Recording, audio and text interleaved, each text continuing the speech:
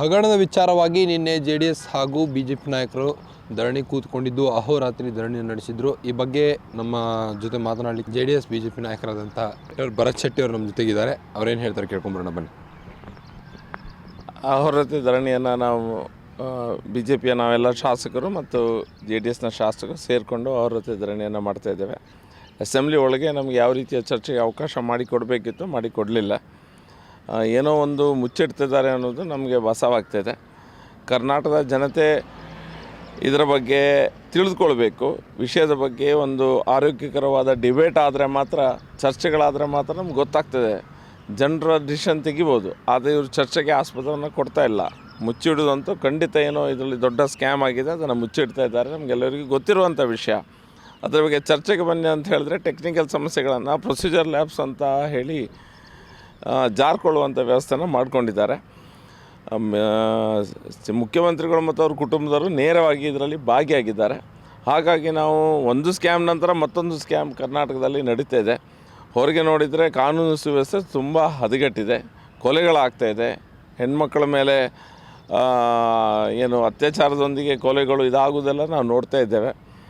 ಆದರೆ ಸರ್ಕಾರ ಅವರ ಒಂದು ಈ ಸ್ಕ್ಯಾಮನ್ನು ಅಡಗಿಸುವಲ್ಲೇ ಅವರು ಬ್ಯುಸಿಯಾಗಿದ್ದಾರೆ. ಇಡೀ ರಾಜ್ಯದಲ್ಲಿ ಡೆಂಗು ಅದು ಇದು ಹೆಲ್ತ್ ಇಶ್ಯೂಸು ಜಾಸ್ತಿ ಆಗ್ತಾಯಿದೆ. ರೈತರು 1,000ಕ್ಕೂ ಹೆಚ್ಚು ಜನ ರೈತರು ಆತ್ಮಹತ್ಯೆ ಮಾಡಿಕೊಂಡದ್ದು ನಮ್ಮ ಡೀಟೇಲ್ಸ್ ನಮ್ಮ ಸರ್ಕಾರದ ಬಳಿ ಇದೆ. ಆದರೂ ಸಹ ಕೇಂದ್ರದಲ್ಲಿ ರೈತರ ಪರ ಹೋರಾಟ ಮಾಡ್ತೇನೆ ಅಂತ ನಿಲುವನ್ನು ಅವರ ನಾಯಕರಂತ ರಾಹುಲ್ ಗಾಂಧಿ ತೆಗೆದುಕೊಂಡಿದ್ದಾರೆ.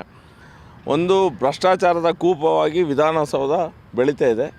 ಇದು ಆತಂಕದ ಸಂಗತಿ. ಸರ್, ನಿನ್ನೆ ಕಾಂಗ್ರೆಸ್ ನಮ್ಮ ಮುಖ್ಯಮಂತ್ರಿ ಸಿದ್ದರಾಮಯ್ಯ ನಿನ್ನೆ ಯಾಕೆ ಪಲಾಯನ ಮಾಡಿದ್ರು ಸದನದಿಂದ ಅಂತ?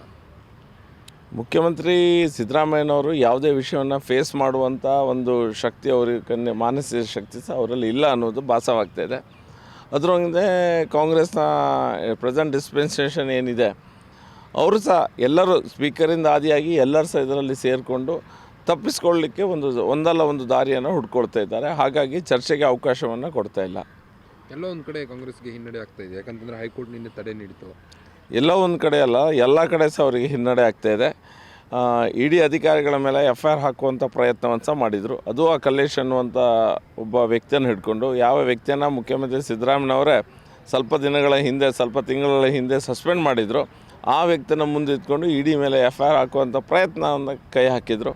ಅದಕ್ಕೆ ಕರ್ನಾಟಕದ ಹೈಕೋರ್ಟ್ ಸರಿಯಾದ ಉತ್ತರವನ್ನು ನೀಡಿದೆ. ಅದರ ಮೇಲೆ ಸ್ಟೇಯನ್ನು ತರುವಂಥ ಕೆಲಸ ಸಹ ಹೈಕೋರ್ಟ್ನ ನಿಲುವನ್ನು ನಾವು ನೋಡಿದ್ದೇವೆ. ಹಾಗೆ ಇದನ್ನೆಲ್ಲ ನೋಡಿದಾಗ ಸ್ಕ್ಯಾಮ್ ಮೇಲೆ ಸ್ಕ್ಯಾಮ್ ಒಂದಲ್ಲ ಎರಡಲ್ಲ ಹಲವಾರು ಸ್ಕ್ಯಾಮ್ಗಳು ಮುಂದೆ ಬರ್ತಿರೋದು ನಮಗೆ ಕಂಡು ಬರ್ತಾಯಿದೆ. ಈ ಒಂದು ಅಹೋರಾತ್ರಿ ಪ್ರತಿಫಲಿಸ್ತಾ ನಿಮಗೆ ಅಂತ ಈಗ ಮಾಡಿರುವಂಥ ಧರಣಿ ಕೈ ಹಿಡಿಯುತ್ತಾ ಅಂತ? ಯಾವುದು? ಇವತ್ತು ನಿನ್ನೆ ಮಾಡಿದಂಥ ಅಹೋರಾತ್ರಿ ಧರಣಿ ನಿಮಗೆ ಕೈ ಹಿಡಿಯುತ್ತಾ ಅಂತ? ನೋಡಿ, ನಮ್ಮ ಹೋರಾಟ ಜನಪರ ಹೋರಾಟವನ್ನು ಮಾಡ್ತಾಯಿದ್ದೇವೆ.